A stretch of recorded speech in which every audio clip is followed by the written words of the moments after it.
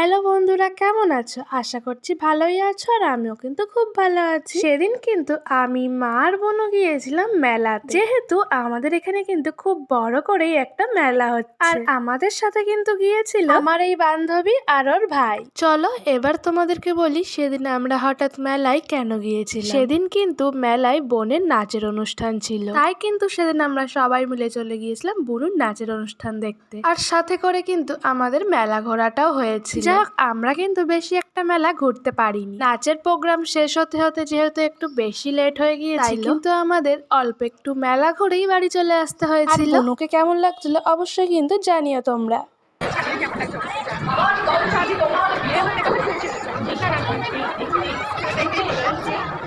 এই যে ভাই দাঁড়িয়ে দাঁড়িয়ে বোরিং করছে। ওর আজকে আইপিএল ম্যাচ,